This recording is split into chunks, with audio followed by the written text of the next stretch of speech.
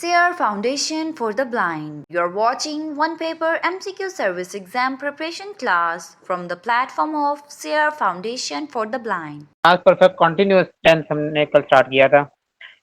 Past perfect continuous tense conceptual base के ऊपर ऐसी जगह इस्तेमाल होता है जहां हम पास्ट ऐसे पास्ट एक्शन के बारे में बात कर रहे हो जो सर्टेन टाइम तक जारी रहा हो। ठीक है, मिसाल के तौर पे मैं ये कहता हूँ कि मैं कल शाम तक गाड़ी चलाता रहा था।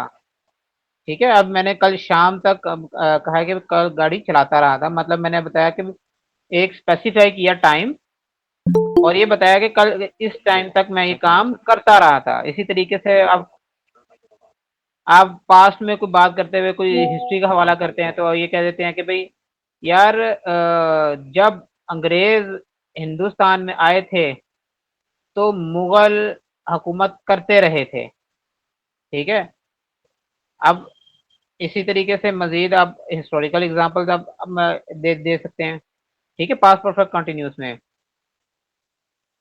जब मुसलमानों का अच्छा दौर था तो मुसलमान दुनिया पर हुकूमत करते रहे थे। ठीक है, इसकी जो उर्दू के अंदर निशानी होती है वो बिल्कुल जिस तरीके से पास्ट कंटिन्यूस होता है उसी तरीके से रहा था, रहे थे, रही थी, ये होती है। लेकिन इसके साथ एक टाइम स्पेसिफाई होता है। अगर टाइम स्पेसिफाई ना हो तो पास्ट कंटिन्यूस टेंस होता है, और अगर टाइम स्पेसिफाई हो जाए या कोई एक्शन खास स्पेसिफाई हो जाए कि भाई उस टाइम तक या उस काम तक ये काम होता रहा था तो ये पास्ट कंटिन्यूस में आ जाता है। ठीक है, अगर ये टाइम स्पेसिफाई ना हो तो ये पास्ट कंटिन्यूस की बात बन जाती है। ठीक है, ये कंसेप्चुअल बेस के ऊपर है। और इसके अंदर जो हेल्पिंग वर्ब है, हेल्पिंग वर्ब को बाय द वे कहीं कहीं आप पढ़ेंगे इसको ऑक्सिलरी वर्ब भी कहते हैं। ठीक है, ये नोट कर लें आप लोग, ऑक्सिलरी वर्ब, हेल्पिंग वर्ब को ऑक्सिलरी वर्ब भी कहते हैं। तो वो यूज होती है हैड बीन। हैड हमने पढ़ा था कि भाई कल हमने पढ़ा था कि पास्ट की चार हेल्पिंग वर्ब हैं, डेट, वाज, वर और हैड। ठीक है, और इसका बिन, अगर आप बिन भी लगा देते हैं तो ये क्या हुआ, ये पास्ट परफेक्ट कंटिन्यूस की ऑक्सिलरी वर्ब या हेल्पिंग वर्ब होती है। और इसके अंदर कंटिन्यूस की तरह जो वर्ब होती है उसकी फॉर्म के फर्स्ट फॉर्म के साथ आईएनजी का इजाफा होता है। ठीक है, और उसके साथ मैंने आपको बताया कि इसके अंदर हमने टाइम स्पेसिफाई करना होता है।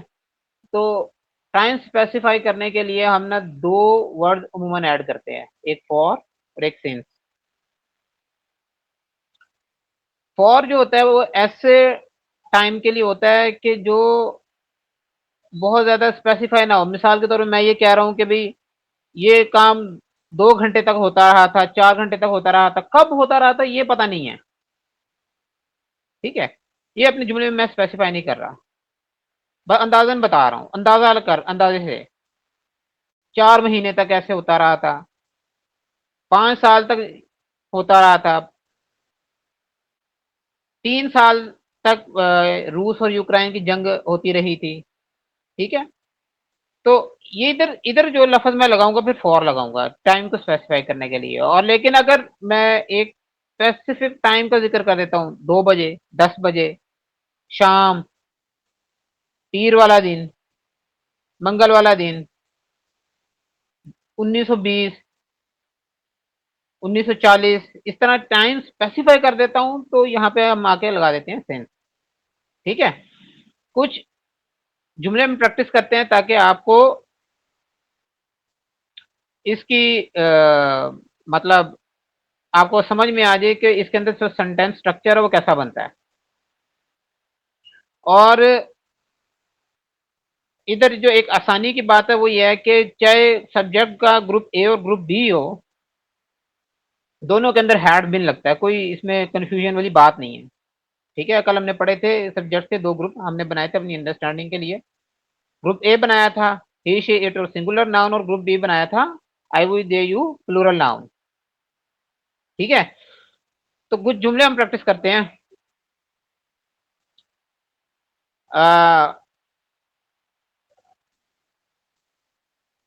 कल 2 बजे तक बारिश होती रही थी। It had been raining since 2 o'clock yesterday। ठीक है, तुम 5 बजे तक क्लास लेते रहे थे। You had been taking class since 5 o'clock yesterday, या अगर मैंने कल मेंशन नहीं किया तो since 5 o'clock।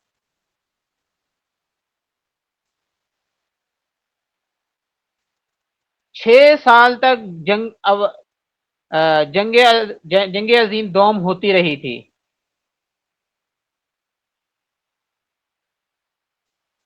World War II had been going on for 6 years। ठीक है, मैंने अब टाइम स्पेसिफाई नहीं किया तो क्या लफ्ज लगा दिया, फॉर। ठीक है, मतलब अगर मैं ये कह देता हूँ 1939 से लेके 1945 तक, तो मैं इधर क्या लगाऊंगा, फिर सेम जुमला होगा, लेकिन मैं क्या लगा दूंगा, सेम। ठीक है, और अगर मैं ये कह रहा हूँ 6 साल तक, अब मैंने टाइम स्पेसिफाई नहीं किया कि कब एग्जैक्टली ठीक है, तो मैं फॉर लगाऊंगा। अब एक और फॉर का जुमला देखते हैं। मैं 10 दिन तक तुम्हारी ईमेल का इंतजार करता रहा था। I had been waiting for your email for 10 days।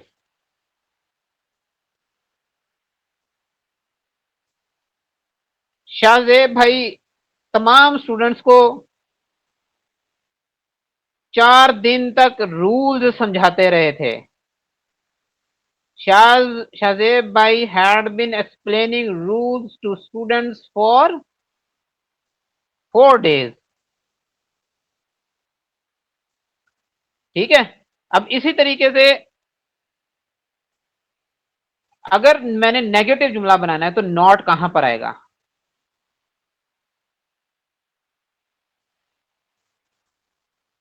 इधर नॉट दो तरीके से आएगा।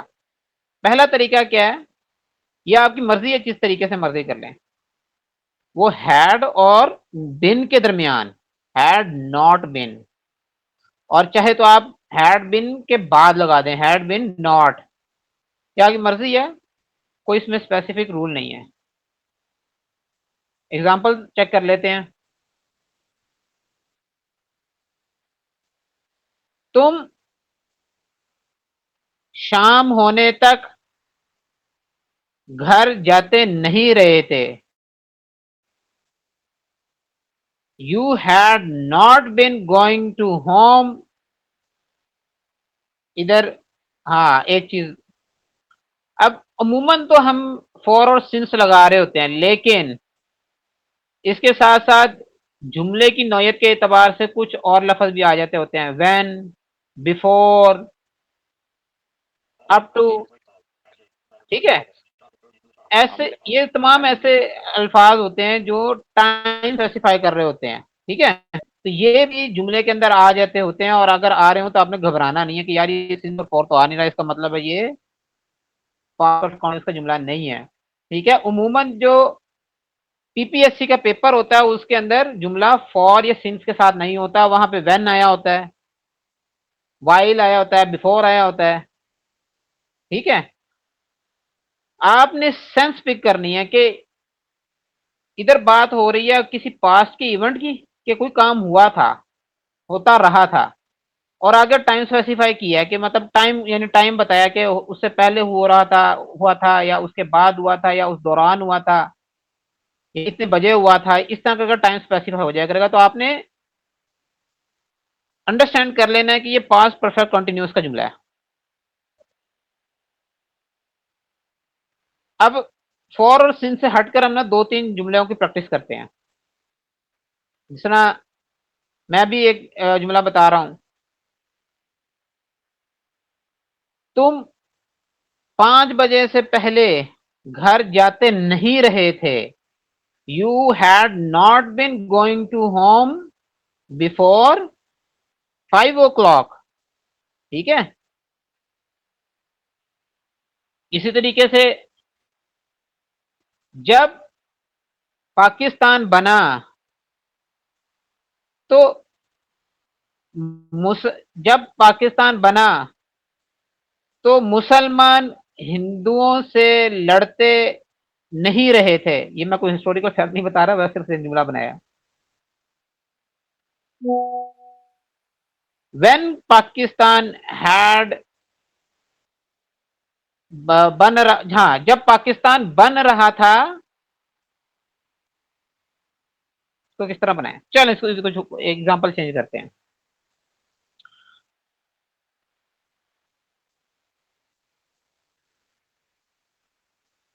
कालाबाग डैम बनने से पहले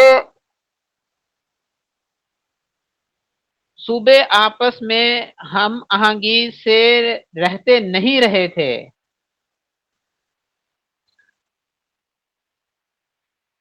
Provinces had not been living harmoniously। Harmoniously का मतलब होता है हम आहंगी से। Before Kalabagh dam built. ठीक है, इसी तरीके से जब अब्बू आए थे तुम खाना खाते नहीं रहे थे। You had not bin eating food when father came. हाँ, एक चीज, जब व्हेन आता है ना तो हम जो सेकंड पार्ट होता है उसको पास्ट इंडेफिनिट के अंदर तर्जमा करते हैं। ये एक चीज आपने जहन में रखनी है, ये एक्सेप्शन है। ठीक है, और व्हेन के साथ अक्सर जुमला जो है ना सीपीएससी ने पूछा होता है, और इसके बाद वाला जो है ना मतलब पार्ट वो पूछा होता है। यानी जहाँ हमने वहां पर उन्होंने बाजू का वर्ब की फर्स्ट फॉर्म लगाई होती है, सेकंड फॉर्म लगाई होती है, थर्ड फॉर्म या आईएनजी के साथ दिया होता है, तो आपने सेकंड फॉर्म का इंतखाब करना होता है, क्योंकि पास्ट इंडेफिनिट के पॉजिटिव सेंटेंस के अंदर वर्ब की सेकंड फॉर्म आती है। ठीक है, अब इसी तरीके से हम इंटेरोगेटिव को देख लेते हैं। इंटेरोगेटिव में क्या होता है। इंटेरोगेटिव में ये होता है कि हैड बिन, या अगर वो उसके अंदर नेगेटिविटी है तो फिर हैड नॉट बिन। ठीक है, और इसके अंदर एक चीज और होती है, जो सब्जेक्ट होता है वो हैड और बिन के दरमियान भी आ जाता है और बाद भी आ जाता है। ये दोनों आपकी मर्जी होती है कि आप किस तरीके से उसको इस्तेमाल करें। मिसाल के तौर पे, क्या सुबह तक आप जागते रहे थे। Had you been awaking before don, या तो सॉरी तक सुबह तक जागते रहते, तो फॉर सिंस डॉन, इधर सुबह मैंने स्पेसिफाई कर दिया। Had you been awaking since dawn. ठीक है, और इसी तरीके से मैं ये भी कह सकता हूं हैड यू बिन अवेकिंग या हैड बिन यू अवेकिंग। ठीक है, तो ये मैं दोनों तरीके से जुमला लिख सकता हूं। अच्छा, अब इसी तरीके से हम एक नेगेटिव जुमले का भी को भी देख लेते हैं। क्या 2 महीने तक आप स्कूल आते नहीं रहे थे। Had you not been coming to school for 2 months before time. ठीक है, इसी तरीके से एक और जुमला देख लेते हैं, और इस दफा हम किसी क्वेश्चन वर्ड का इजाफा भी करने की कोशिश करते हैं। ठीक है,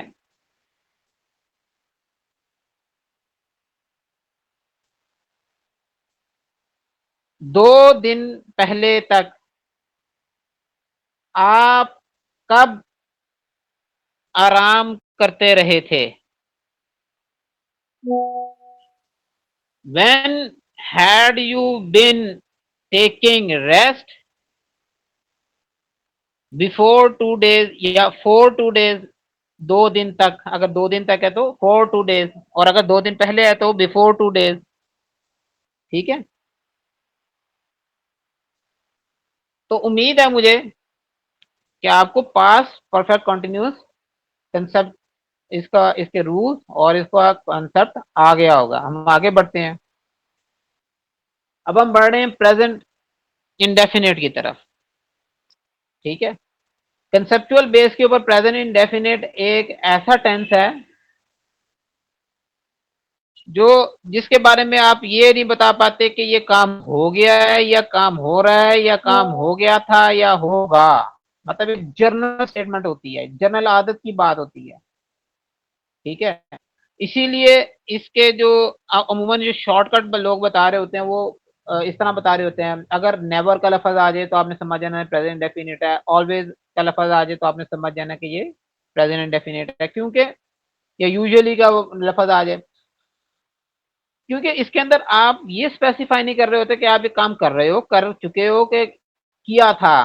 आप अपनी जनरल आदत का जिक्र करते हो, या जैसे आप ये काम करते हो, आप रात को जल्दी सोते हो। ठीक है, आप क्या, आप हेल्दी डाइट लेते हो। ठीक है, आप इसी तरीके से, मैं, अगर मैं हमेशा सच बोलता हूँ। ठीक है, तो इसकी उर्दू के अंदर जो पहचान हो रही होती है वो क्या हो रही होती है, ता है, ते हैं, इस तरह के अल्फाज जुमलों के आखिर पे आ रहे होते हैं। लेकिन कंसेप्चुअल बेस के ऊपर अगर कोई आदत का जिक्र हो रहा है, ऐसी चीज का जिक्र हो रहा है जो अक्सर होती है, ठीक है, या एक यूनिवर्सल फैक्ट है, वो प्रेजेंट इंडेफिनिट में उसका बयान होता है। ठीक है, इसके अंदर ये थोड़ा, ये अक्सर लोग इसको सबसे जब मतलब इसको, इसके अंदर इसको सीख रहे होते हैं तो सबसे ज्यादा कॉम्प्लिकेट टेंसेस को समझ रहे होते हैं। ठीक है, तो आपने बड़े ध्यान से इसके रूल एंड रेगुलेशन सुनने हैं, समझने हैं। अच्छा, इसका जो पॉजिटिव जुमला है ना, पॉजिटिव जुमला, उसके अंदर वर्ब की तो पहली फॉर्म आती है, लेकिन जो ग्रुप ए है सब्जेक्ट का, अगर वो आए तो वर्ब की पहली फॉर्म के साथ एस या ई एस का इजाफा होता है। ठीक है, अगर मैं रन लगा रहा हूं तो मैं रन्स लगा दूंगा, अगर मैं स्लीप लगा रहा हूं तो स्लीप्स लगा दूंगा, अगर मैं कह रहा हूं फिनिश और तो फिनिशेस कह दूंगा। ठीक है, ये पहले ग्रुप के साथ, अगर सब्जेक्ट का पहला ग्रुप आ रहा है, ही शी इट और सिंगुलर नाउन, और अगर I we they you plural noun आ रहा है तो फिर मैं एस या ई एस का इजाफा नहीं करूंगा, और इसमें वर्ब की फॉर्म हमें पहले फर्स्ट ही रहेगी हमेशा। ठीक है, तो अब चूंकि हमें ये सब्जेक्ट के ए और बी के दरमियान ये फर्क करना पड़ता है और आगे डिसाइड करना पड़ता है कि भाई यहाँ पर एस या ई एस लगेगा कि नहीं लगेगा, तो इसलिए लोग इसको थोड़ा सा कॉम्प्लिकेट समझते हैं। ठीक है, तो आपने इसका ध्यान रखना है कि सब्जेक्ट, बस सब्जेक्ट ये ध्यान रखना है कि सब्जेक्ट ए है तो हमने एस या ई एस का इजाफा करना है, और अगर सब्जेक्ट बी है, मतलब ग्रुप बी है, सब्जेक्ट का ग्रुप बी है, तो आपने नहीं करना। ठीक है, मिसाल दे रहा हूं, वो जल्दी खाना खाता है, ही ईट्स अर्ली। ठीक है, इसी तरीके से तुम जल्दी खाना खाते हो, you eat early, not Yeats early. ठीक है, इसी तरीके से मैं बाकायदगी से क्लास लेता हूं। ठीक, आई टेक क्लास रेगुलरली। ठीक है, अगर मैं कहता हूं वो, या अनीस या अताउल मुर्तजा रेगुलरली क्लास लेता है तो मैं क्या कहूंगा, अता और मुर्तजा टेक्स क्लास रेगुलरली। ठीक है,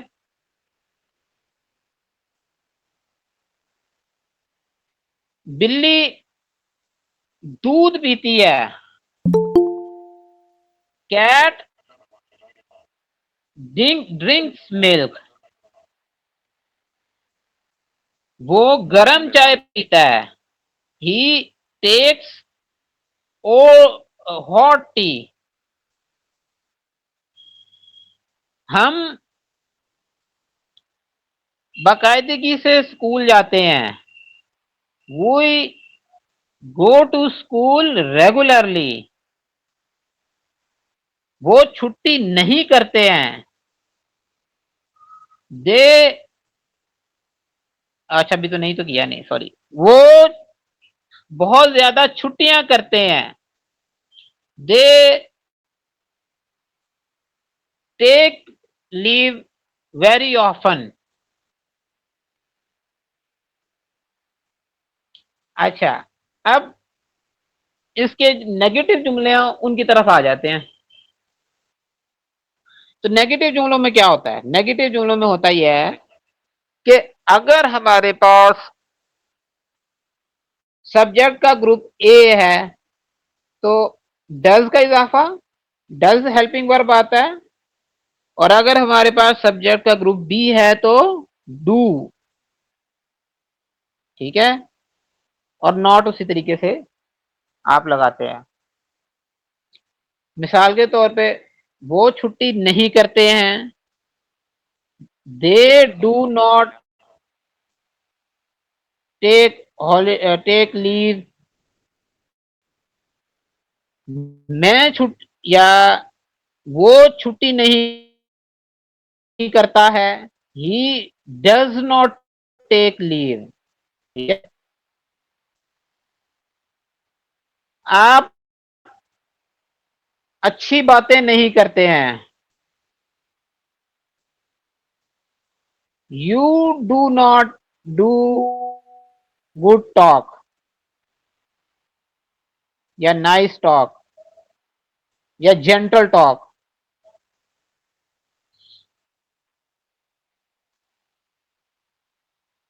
वो गालियां नहीं देते हैं, they do not swear,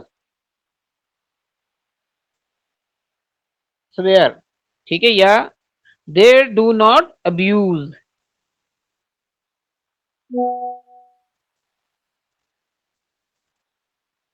Ali गाड़ी नहीं चलाता है, Ali does not drive car. ठीक है, बिल्ली घास नहीं खाती है, cat does not eat grass. और इसी तरीके से अगर हम इंटेरोगेटिव बना रहे हैं तो डू या डज शुरू में आ जाता है, और उसी तरीके से आप जो अगर नेगेटिव जुमला बना रहे हैं तो नॉट को मतलब सब्जेक्ट के बाद भी कर सकते हैं और सब्जेक्ट से पहले भी कर सकते हैं, मर्जी आपकी। ठीक है, मिसाल के तौर पे जो हेल्पिंग वर्ब है, ठीक है, उसे मिसाल के तौर पे, क्या आप जल्दी नहीं सोते हैं, do you not sleep early. तो और इसी तरीके से do not you sleep early, दोनों ठीक हैं।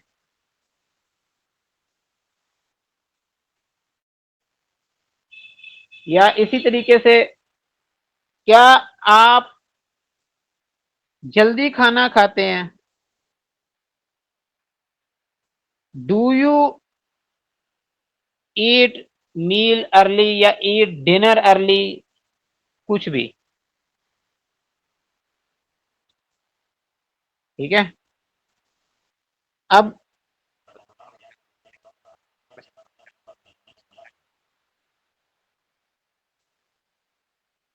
अब हम जो है क्या इसका नाम है आगे बढ़ते हैं प्रेजेंट कॉन्टिन्यूस टेंस के ऊपर। ठीक है, प्रेजेंट कॉन्टिन्यूस टेंस ऐसे कंसेप्चुअल बेस के ऊपर ऐसे काम के लिए होता है जो अभी हो रहा हो। ठीक है, तो अभी हम क्लास ले रहे हैं। ठीक है, तो ये तो इसके अंदर जो हम टेंस यूज करेंगे वो कौन सा होगा, अगर हम ये बता के आ रहे हैं कि अभी हम क्लास ले रहे हैं, प्रेजेंट कॉन्टिन्यूस का।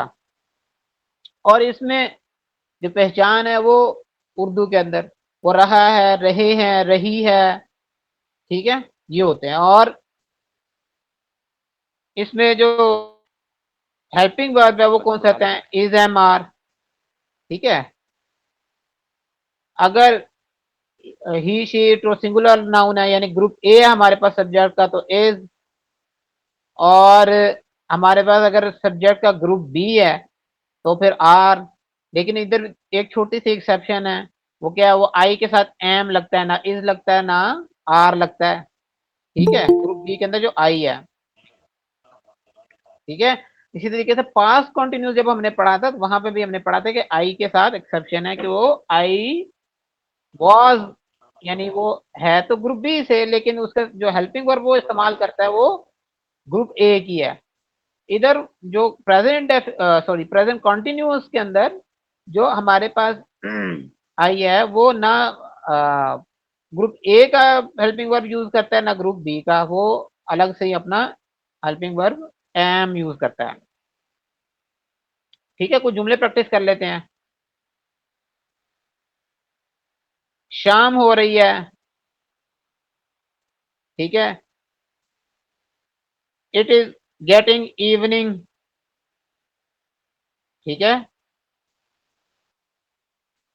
तुम खाना खा रहे हो, यू आर ईटिंग डिनर, या यू आर टेकिंग मील, या यू आर हैविंग मील,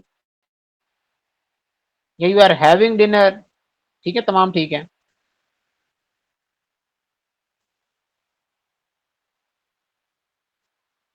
मैं क्लास ले रहा हूं, आई एम टेकिंग क्लास।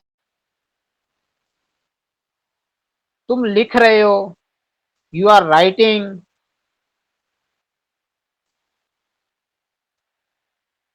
तुम मुल्क से बाहर जा रहे हो, you are going out of country. ठीक है, अगर आप बाकी जो हमने अब तक टेंस किए उनके उनके कॉन्सेप्ट को ध्यान में रखें तो इसके नेगेटिव और इंटेरोगेटिव बिल्कुल उसी तरीके से बनते हैं कि नेगेटिव है तो नॉट का इजाफा है, और इंटेरोगेटिव करने हैं तो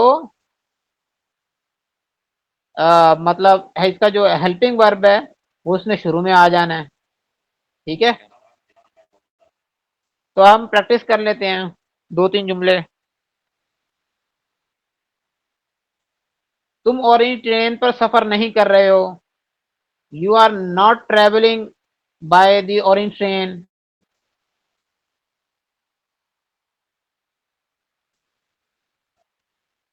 तुम मैं मैं खाना नहीं खा रहा हूं, I am not having dinner.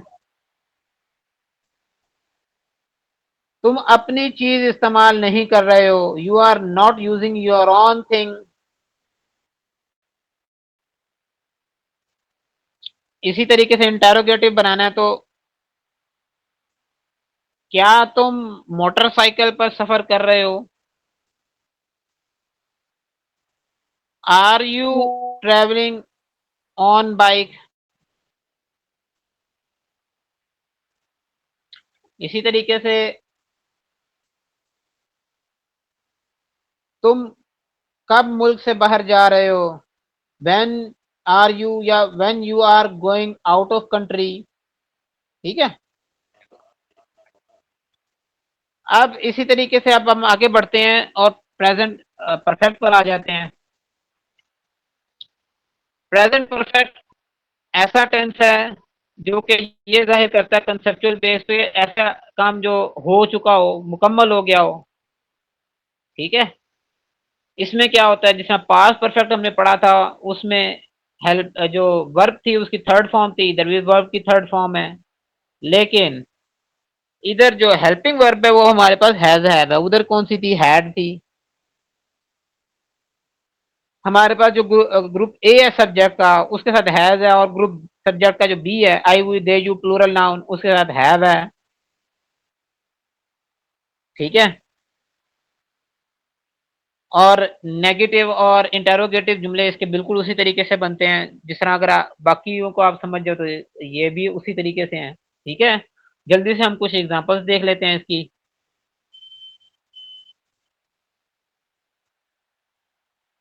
क्या तुम अपना काम खत्म कर चुके हो, have you finished your work. क्या वो आपस में मिल चुके हैं, have they met together. Meet met met. ठीक है। ये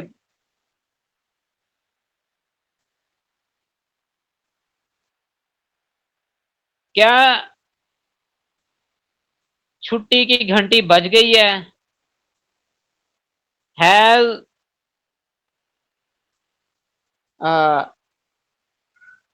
have bell have bell rang for off, O double F वाला ऑफ।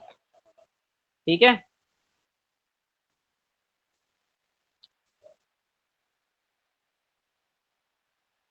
इसी तरीके से और एग्जांपल्स देखें तो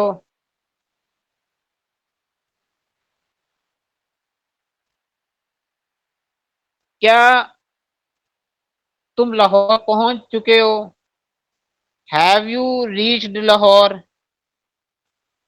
क्या तुमने खाना नहीं खा लिया है, हैव यू नॉट ईटन मील, या टेकन, टेक टू टेकन मील। ठीक है। अब हम आगे बढ़ते हैं और प्रेजेंट परफेक्ट कंटिन्यूस को देख लेते हैं। कंसेप्चुअल बेस के ऊपर ये ऐसे जुमलों के लिए इस्तेमाल हो रहा होता है जो ये बता रहे हो कि ऐसा काम जो अ, शुरू हुआ हो खास टाइम से और अब भी जारी हो। ठीक है। ये बिल्कुल पास्ट परफेक्ट कंटिन्यूस की तरह है, लेकिन थोड़ा सा इन दोनों में फर्क है। वो क्या है कि उधर आप माजी की बात कर रहे होते कि भाई फलाना टाइम ये हो रहा था। ठीक है। लेकिन इधर आप बात करते हो ऐसा काम जो स्पेसिफिक टाइम से शुरू हुआ हो लेकिन अभी भी जारी हो। ठीक है। बिल्कुल उसी तरीके से अगर आप टाइम स्पेसिफाई नहीं करते तो ये प्रेजेंट कॉन्टिन्यूस का जुमला बन जाता है, और अगर आप टाइम स्पेसिफाई कर देते हो तो ये परफेक्ट कॉन्टिन्यूस का है। और इसके अंदर उसी तरीके से हैज बीन और हैव बीन इस्तेमाल होते हैं। ही शी इट सिंगुलर नाउन वाला जो ग्रुप है उधर जो हेल्पिंग वर्ब आएगा वो हैज बीन है, और अगर I we they you plural noun है तो इधर जो सब्जेक्ट का ग्रुप है वो हैव बीन है। ठीक है। सॉरी, हेल्पिंग वर्ब का ग्रुप, जी बिल्कुल। ऑक्सिलरी वर्ब का जो ग्रुप है, ऑक्सिलरी वर्ब है जो वो हैव बीन। कुछ जुमले देख लेते हैं। सुबह से बारिश हो रही है, it has been raining since morning. तुम 2 बजे से बातें कर रहे हो, you have been talking since 2 o'clock। तुम 2 दिन से छुट्टियां कर रहे हो, you have been taking leave for 2 days। हम 2 महीने से क्लास ले रहे हैं, we have been taking class for 2 months। ठीक है। और इसी तरीके से नेगेटिव अगर करना हो तो बिल्कुल जिस तरह हमने बाकी जुमलों में नॉट भी, या हमने पास्ट परफेक्ट कॉन्टिन्यूस में जिस तरह नॉट का इस्तेमाल देखा, वो बिल्कुल उसी तरीके से इधर भी नॉट का इजाफा होगा। चाहे वो नेगेटिव अगर अगर हम इंटरोगेटिव बना रहे हैं तो जिस तरह हमने पास्ट परफेक्ट कॉन्टिन्यूस में देखा, तो है कि जो हमारे हेल्पिंग वर्ब था वो शुरू में जा रहा था जुमले के, पास्ट परफेक्ट कॉन्टिन्यूस क्या वाकई में भी हमने ऐसे ही देखा। ठीक है, इधर भी बिल्कुल उसी तरीके से होगा। मैं टाइम की कमी की वजह से इधर एग्जांपल्स नहीं दे रहा। ठीक है, हम एक मिनट में टाइम देख लूं।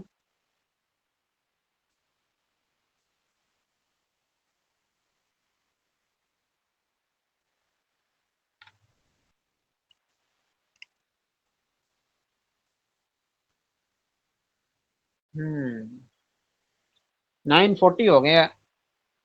चलें, फ्यूचर को हम कल देखेंगे।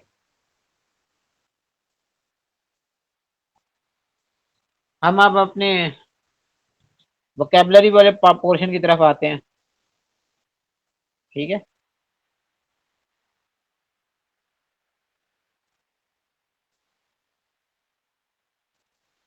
ऐसा करते हैं 5 मिनट। अगर अगर किसी के अब तक टेंसेस में से सवाल है तो वो पूछ सकता है, चाहे वो कल की क्लास है चाहे वो आज की क्लास है। 5 मिनट है आपके पास। ये मैं जो एडमिन है उनसे रिक्वेस्ट करूंगा कि 5 मिनट के लिए माइक ओपन कर दे। हम 9:45 के ऊपर वोकेबलरी शुरू करेंगे और 10:15 तक जाएंगे। तो 5 मिनट है। अगर किसी ने कोई क्वेश्चन करना है, किसी को कुछ समझ नहीं आया, या मैं कोई कुछ एक्सप्लेन करने में आपको नाकाम रहा हूं, तो आप पूछ सकते हैं।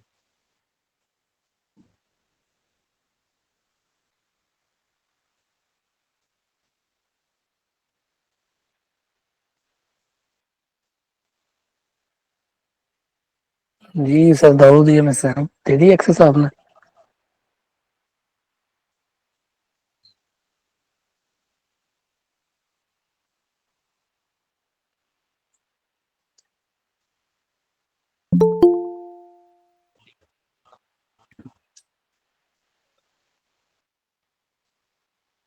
अच्छा, एक रिक्वेस्ट मैं कर रहा हूँ, अभी भी ये कोई आया है क्लास के अंदर, हम ज्यादा से ज्यादा 10 मिनट इंतजार, मतलब 9:10 के ऊपर अगर जो नहीं आएगा कल, उसको कल से क्लास में एडमिट नहीं किया जाएगा। ठीक है, अभी देखें 9:40 से हो रहा है और अभी भी कोई माशाल्लाह क्लास में तशरीफ ला रहा है।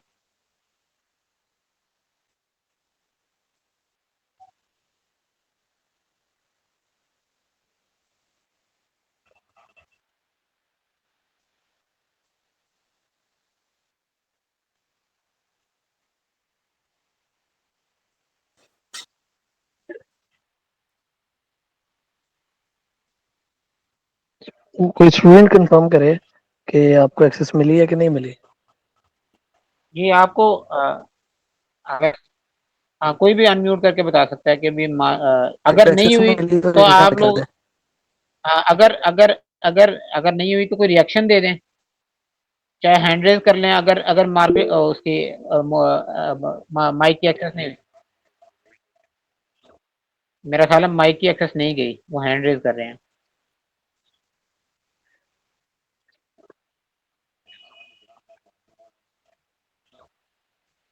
माइक की एक्सेस।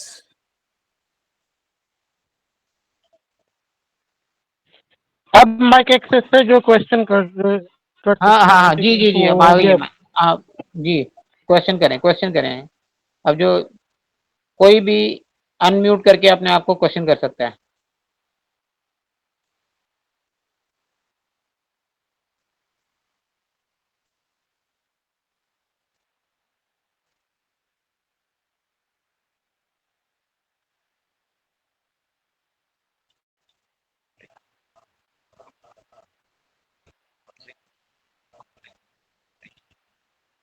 अच्छा अनीस, जरा चलें, ये मुझे अब मैं एक दो चीजें पूछ लूं। मुझे ये बताएं, सब्जेक्ट के ग्रुप ए कौन सा है और ग्रुप बी कौन सा है? अनीस, आप बताएं।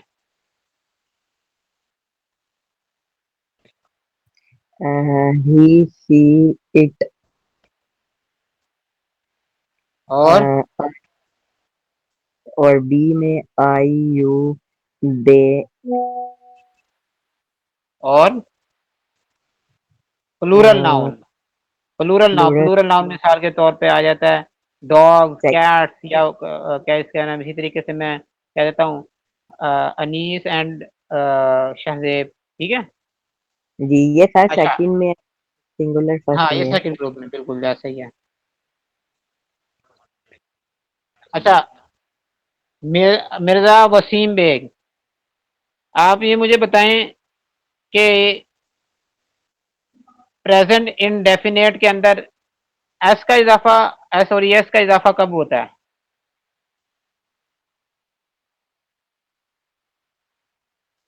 मिर्जा वसीम बेग, जी सर, क्वेश्चन दोबारा रिपीट कीजिएगा।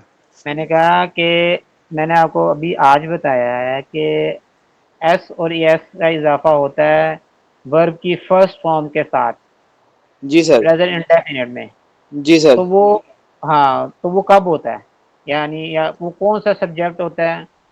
जब अगर वो हो तो हम एस या एस का इजाफा कर देते हैं प्रेजेंट इंडेफिनिट में। सर वावल के साथ जो है ना वो यस आता है, और जो वावल नहीं है कांस्टेंट है उनके साथ ऐसा आता है। तो बस यही होता है। और डू और डज का इस्तेमाल भी नहीं डू नहीं, मैं और, ये नहीं, मेरा मेरा हाँ क्वेश्चन जी सुनिए, मैं ये पूछ रहा हूँ कि वो कौन सा सब्जेक्ट का ग्रुप है, वो सब्जेक्ट का ग्रुप कौन सा है कि जिसके साथ हम एस और एस का इजाफा करते हैं, और वो कौन सा है जिसके साथ नहीं करते? सर वावल के साथ करते हैं और जो कांस्टेंट है उनके साथ नहीं करते। नहीं, मैंने आपको बताया प्रेजेंट डेफिनेट के अंदर ही, शी, इट और सिंगुलर नाउन आए, और सिंगुलर नाउन आए तो इजाफा होता है एस या ई एस का, यानी अगर टेक है तो वो टेक्स हो जाएगा, ठीक है। जी ठीक है अगर, सर, आप टेंस का नाम पूछ रहे थे आई थिंक। हाँ मैं आपसे ये पूछ रहा, सब्जेक्ट का ग्रुप कौन सा, ग्रुप ए ग्रुप बी, मैं ये आपसे जी पूछ रहा जी था, ठीक है सर, ठीक है, मैं ये पूछ अंडरस्टैंड रहा। नहीं कर पाया क्वेश्चन। चलो मुझे ये बताएं कि वर्ब की सेकंड फॉर्म किस टेंस में आती है? सर वर्ब की जो सेकंड फॉर्म है वो पास्ट टेंस में आती है। पास्ट टेंस कौन सा? Past, past, past indefinite, past, शाबाश, और हाँ बस इसी में आती है सर। हाँ जो वर्ब की सेकंड फॉर्म में सिर्फ पास्ट इंडेफिनिट में इस्तेमाल होती है, और किसी बाकी किसी 11 में से जी बिल्कुल, किसी में इस्तेमाल परफेक्ट नहीं। और परफेक्ट कंटिन्यूस में थर्ड फॉर्म यूज होती है। ओ, परफेक्ट थर्ड फॉर्म यूज होती है सर। नहीं, हाँ बिल्कुल परफेक्ट, परफेक्ट कोई भी हो, चाहे पास्ट प्रेजेंट फ्यूचर, उसमें जी थर्ड सर। फॉर्म है, ठीक जी है। सर। इसी तरीके से कॉन्टिन्यूस, कॉन्टिन्यूस हो चाहे पास्ट परफेक्ट और सॉरी पास्ट प्रेजेंट या फ्यूचर का, तो उसमें वर्ब उसमें की फर्स्ट फर्स्ट फॉर्म फॉर्म से plus I I N G sir. N G. जी और सर। इसी तरीके से जो परफेक्ट कॉन्टिन्यूस हो तो उसमें जी भी सर।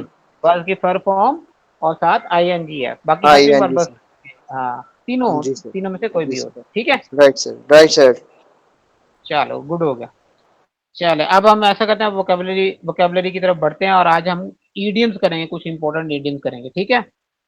शाहजेब मुझे ना 10:15 पे रोक दीजिएगा, ठीक है। और अगर आप ठीक है लोगों सर। को कोई क्वेश्चन या फीडबैक देना है क्लास से मुतालिक, तो वो ग्रुप में आप दे दीजिएगा।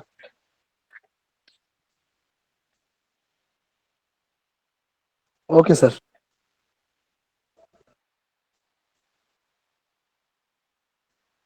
जी,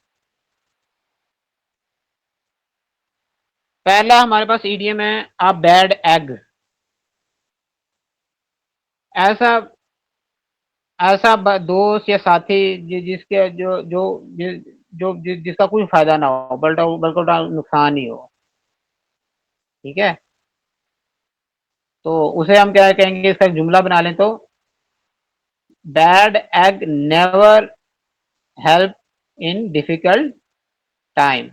नेवर हेल्प्स, ये आज हमने पढ़ा है, मैंने हेल्प गलत बोल दिया था, हेल्प्स आएगा, ठीक है। क्योंकि मैंने वो क्या बताया कि आदत की बात हो रही है, नेवर का लफज आ रहा है, आदत की बात हो रही है, ठीक है। नेवर हेल्प्स, और क्योंकि हमारे पास नाउन पहले सिंगुलर है। फिर है हमारे पास बीस्ट ऑफ बर्डन, ठीक है। ऐसा जानवर जो बहुत ज्यादा बोझ उठाता हो, ठीक है। और हम इसको आमतौर पर उस इंसान के लिए भी इस्तेमाल कर रहे होते हैं जो बहुत ज्यादा काम करता हो या जिसके ऊपर बहुत ज्यादा आपने लोड उसको, यानी बहुत ज्यादा काम, वर्क लोड उसको बहुत ज्यादा दे दिया हो, ठीक है। तो एक जुमला बना लेते हैं। In the villages beast of burden are still used for moving heavy loads, ठीक है। या मैं ये कहूं कि भाई these days I am you I am used as a beast of burden, ठीक है। मुझे बहुत बहुत ज्यादा वजन लाद दिया गया आजकल। फिर बेड ऑफ रोजेस, ये बहुत ज्यादा आता है और बहुत ज्यादा आम है, यानी फूलों की सेज ना होना, कि मतलब बहुत ज्यादा आसान ना होना किसी काम का, या जिंदगी, या बड़ा कॉमन जुमला, life is not a bed of roses, ठीक है। बिल्कुल इसके उलट बेड ऑफ थॉर्न्स, कांटों की सेज, ठीक है। यानी ऐसी चीज जो आसान ना हो, बहुत मुश्किल हो, ठीक है।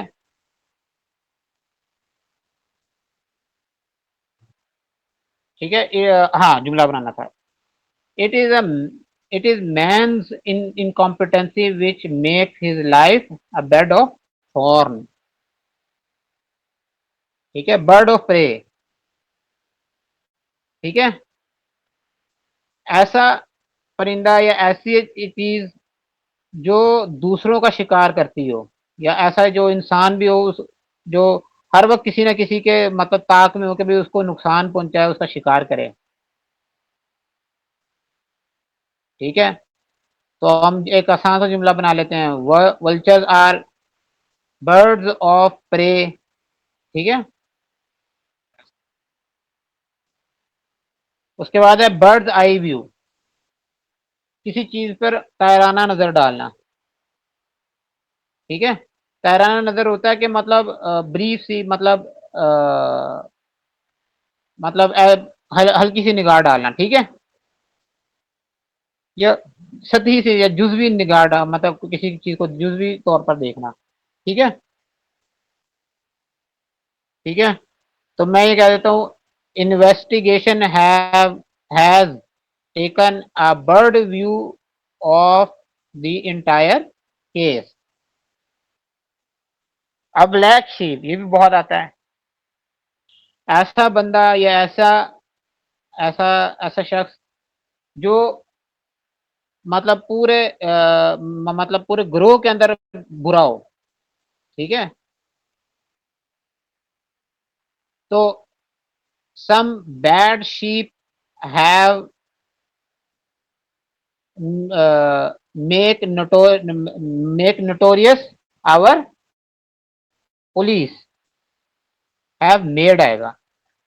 सम black sheep have made our police notorious, ठीक है। बदनाम कर दिया, नोटोरियस का मतलब क्या था, बदनाम।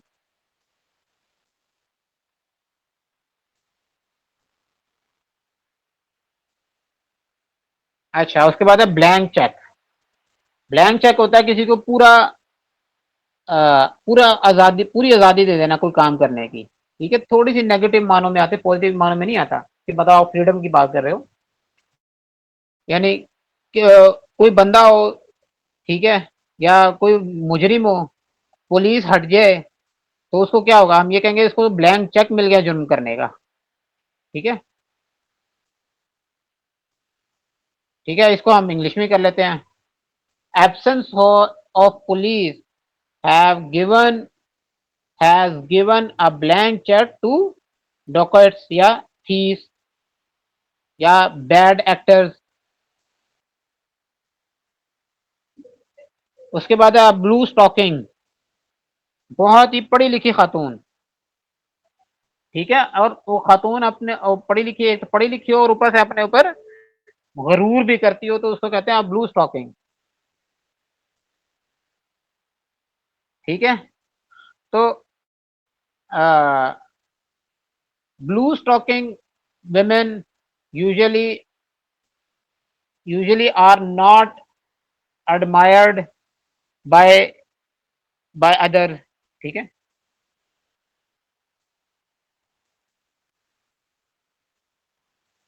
उसके बाद अब bone of contention. Bone of contention का मतलब होता है कोई चीज जो तसादुम का, लड़ाई का बायस बन रही हो। ठीक है। दूसरा हम ये बना देते हैं कि water is a bone of contention between India and Pakistan these days. ठीक है। के बाद बुक वर्म, पढ़ाकू, जी ठीक है, जो हर वक्त किताबों से चिपका रहता हो। ठीक है, बहुत ज्यादा पढ़ता हो, तो उसे क्या अब कहते हैं, बुक वर्म। इसका जुमला बना लेते हैं।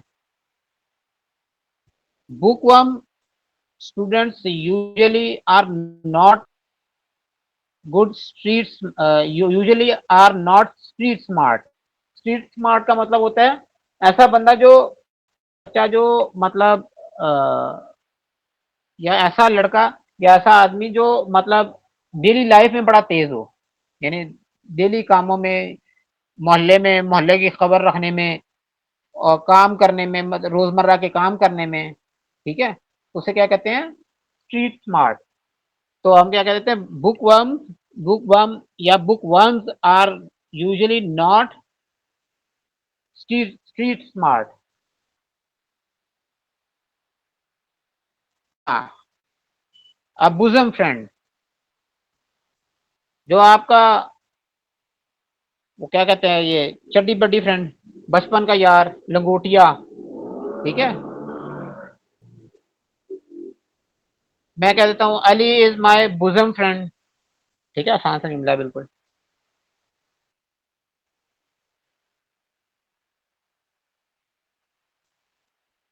अब ब्रेन वेव। अब ब्रेन वेव होता है कि अचानक जो आपको एक आइडिया आता है, ठीक है, या थॉट आती है। ठीक है। ठीक है, तो मैं ये बनाता हूँ जुमला, brain wave of having a T changed my mind या चेंज्ड माय मूड। ठीक है, तो मैंने अचानक चाय के ख्याल ने मेरा मूड ही बदल दिया। फिर अब ब्रीदिंग स्पेस, बहुत आम यूज होता है कि मतलब आप किसी को थोड़ा सा, यानी बर्डन कम करना, ब्रेक देना। ठीक है, तो ये इसका हम इंग्लिश में जुमला बनाएं, I need a breathing space to get relax.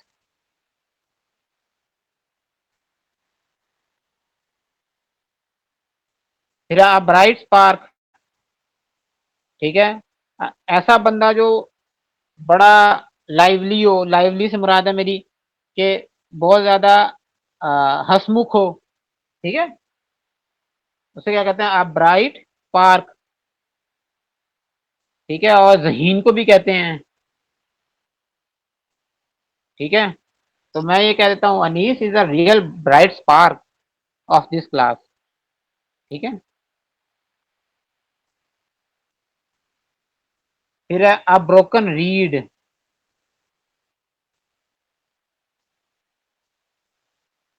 ठीक है, इधर जो रीड है वो READ वाला नहीं है, ये REED वाला रीड है। ठीक है, ऐसा बंदा जिसके ऊपर एतबार ना किया जा सकता हो, जिसको रिलाई ना किया जा सकता हो। ठीक है, एक और भी इस्तेमाल होता है रोलिंग स्टोन। ठीक है, तो हमने बनाते हैं ब्रोकन रीड कैन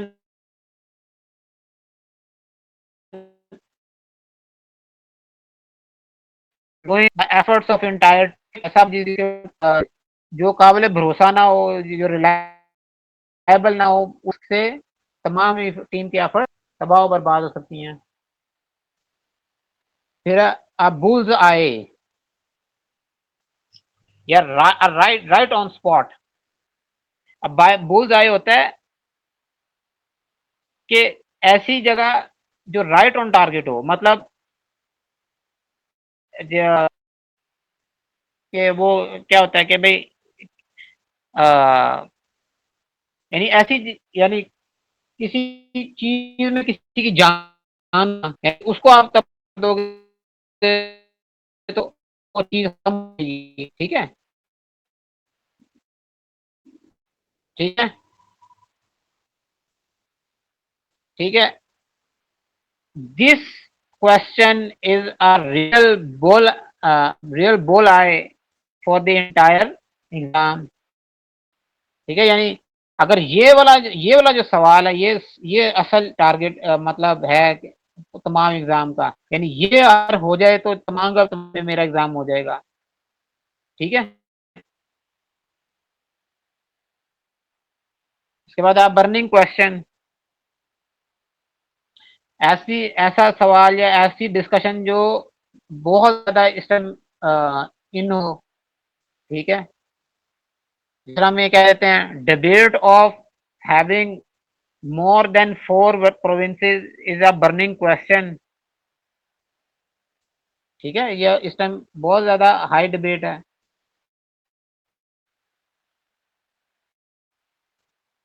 ठीक है, अ बर्न्ट ऑफरिंग।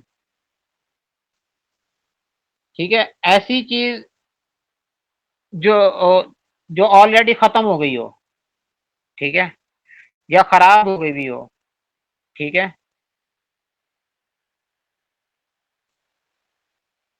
तो हम जुमला बना लेते हैं कि Amna has to cook food again because she can't offer burned offering to the guest।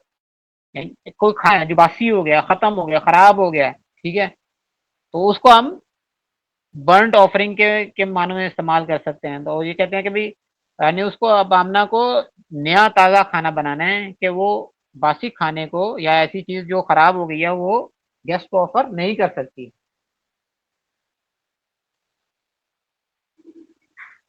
ठीक है, अच्छा उसके बाद ये बड़ा मजे का है, अब बसमैन हॉलीडे।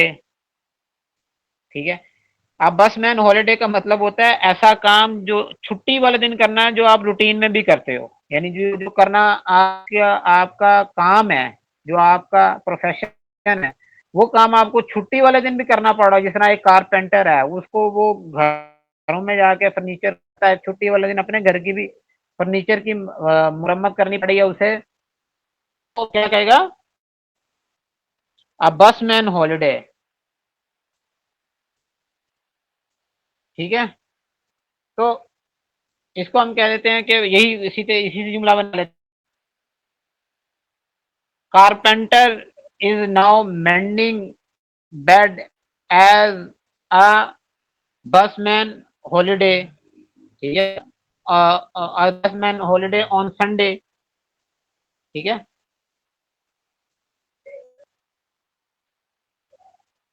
उसके बाद है a cock and bull story.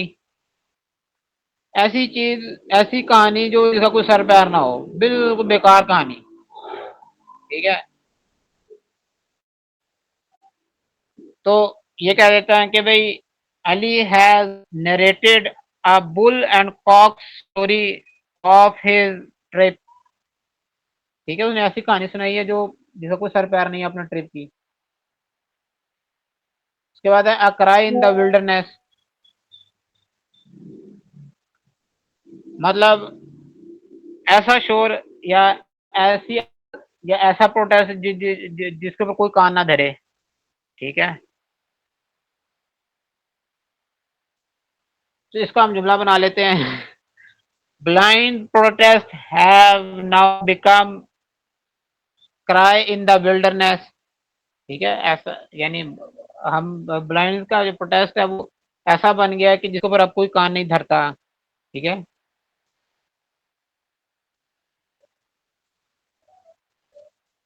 उसके बाद अ डार्क हॉर्स, ये बहुत ज्यादा इस्तेमाल होता है। अ डार्क हॉर्स होता है, डार्क हॉर्स से मुराद ये होते हैं ऐसा बंदा जो बहुत टैलेंटेड हो, लेकिन उसको कोई जानता ना हो ग्रुप के अंदर, वो बिल्कुल चुपके से इमर्ज कर रहा हो, ठीक है, ठीक है। या इसको और तरह देखें कि भी ऐसा कंपेटिटर या ऐसी टीम जिसका हो तो वो बड़ी टैलेंटेड, बड़ा पोटेंशियल उसको जीतने का, और वो एकदम आके जीत जाए, ठीक है, तो उसको कहते हैं डार्क हॉर्स, ठीक है। तो मैं ये कहता हूँ Ali is a real dark horse, we the entire course we have never that is a talented student. अब ये बहुत लंबा जुमला बन गया मेरे से, ठीक है। या आप ये कहते हैं अली खाली is a real dark horse of this competition, ये आसान जुमला है। फिर अ डेड लेटर,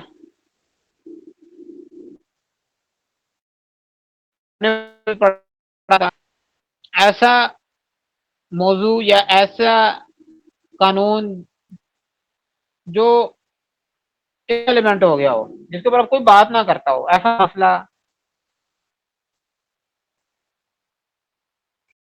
ठीक है। तो हम ये कहते हैं कि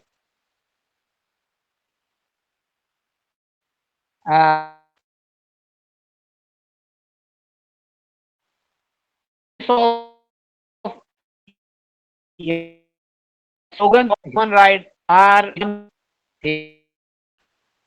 यानी ऐसी चीज हो या ह्यूमन राइट के स्लोगन हैं कि जिसके ऊपर अब रेलेंट होता है, अ डेड हेड, ठीक है।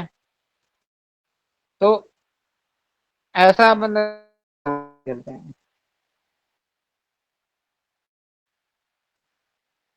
अ डॉग इन द मेंजर,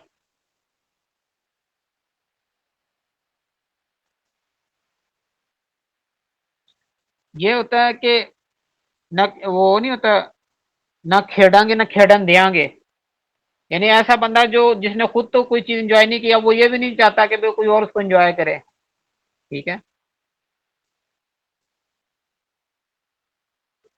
ठीक है। हम ये कह देते हैं कि Ali is a dog in manger, he never allow anyone to use his story book, ठीक है, यानी वो उसने उसकी स्टोरी बुक्स हैं, उसने खुद भी उससे फायदा नहीं उठाया रहा, अब वो किसी और को भी नहीं उससे मतलब यानी उससे इस्तेफादा करने दे रहा, ठीक है। तो ऐसे बंदे को कहते हैं।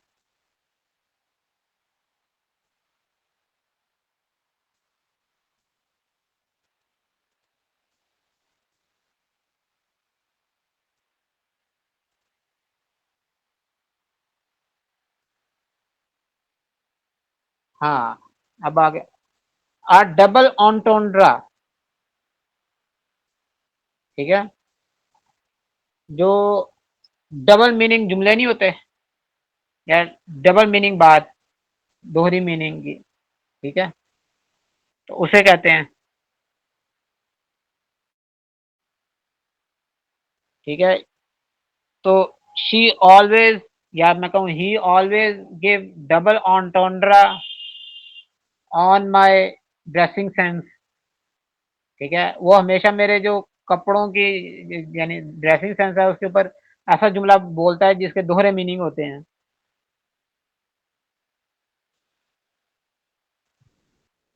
फिर ऐसी चीज, फैंसी प्राइस, ऐसी चीज जो जो बहुत महंगी हो, जिसकी अच्छी खासी कीमत हो, मैं कह देता हूँ BMW has a fancy price, आसान सा जुमला।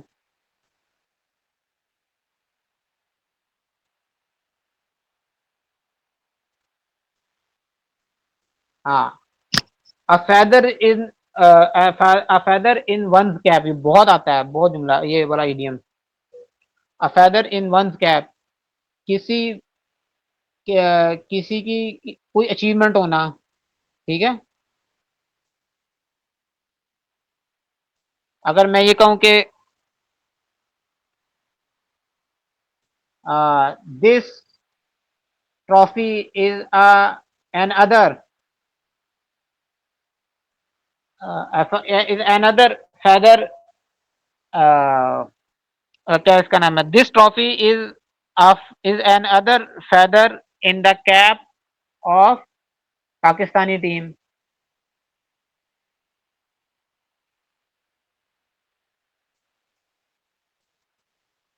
उसके बाद है कोई बंदा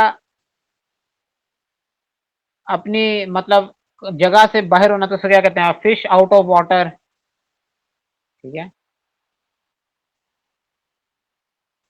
तो इसका आसान सा जुमला बना लेते हैं, fish out of water never succeed.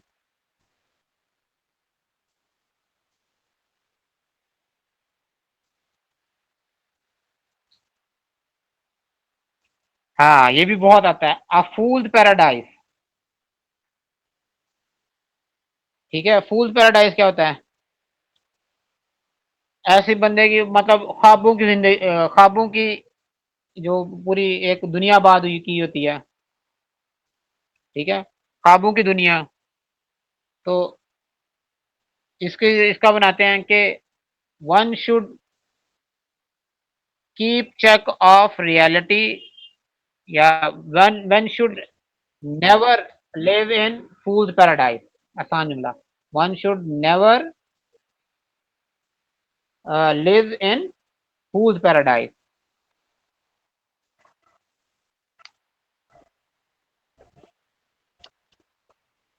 वो चलो 15 5 तक मिनट और चलेगी करते हैं, क्लास, फिर मुकम्मल करते 15 हैं। तक चलेगी। हाँ, 15।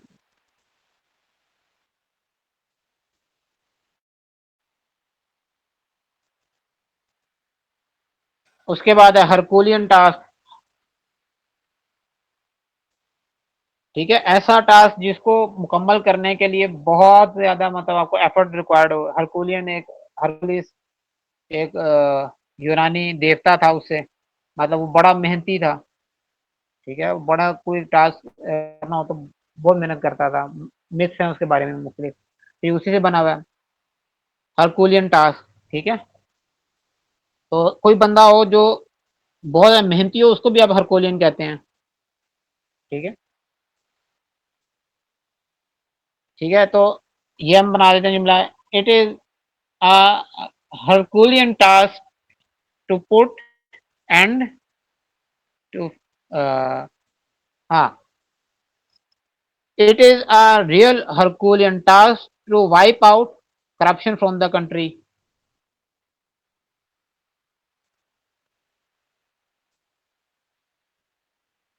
हाँ, आदि जेल बर्ड, आदि मुजरिम, ऐसा बंदा जिसने अपने जेल को घर बना लिया हो। ठीक है, हार्ड,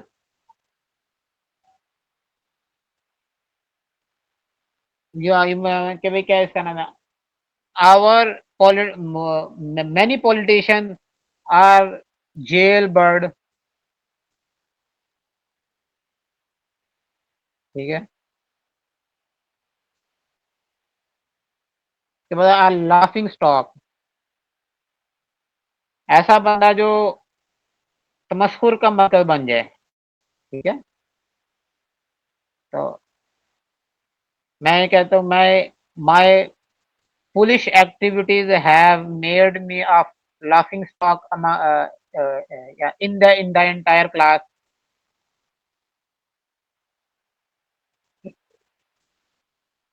उसके बाद ये तो सबको पता ही है, लमसम, हम आम सुनते हैं कि पूरा। ठीक है, तो I will receive a lump sum payment of this task.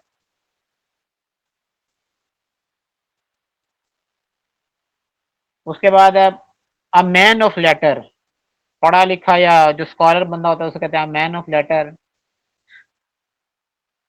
Rumi was a man of letter. ठीक है,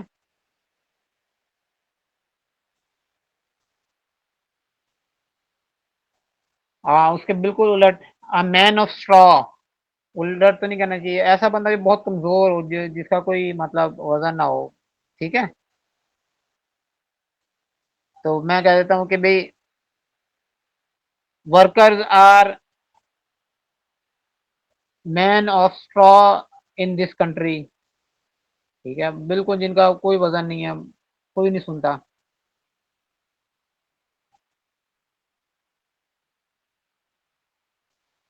उसके बाद है अ नैरो एस्केप। ये भी मैंने पीपीएससी के पेपर में कई दफा देखा है। अ नैरो एस्केप ऐसी चीज जिससे बाल बाल बचना, मतलब मुश्किल से बचना किसी चीज से, ठीक है।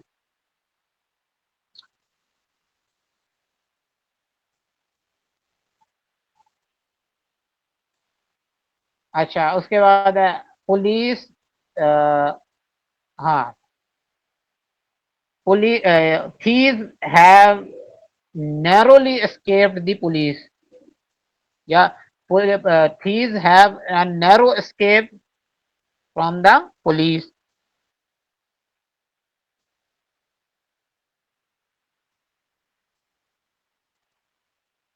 a queer fish, ऐसा अजनबी, ठीक है, उसे कहते हैं। तो सर ये टाइम देखो, ओवर हो गया। ही seems a fish in this ceremony, ठीक है। चलें, एक दो करेंगे बस, फिर मुकम्मल करते हैं।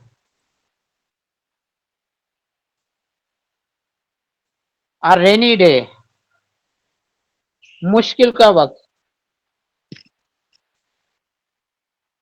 This is today is a rainy day for me, मेरे लिए आज का दिन मुश्किल था।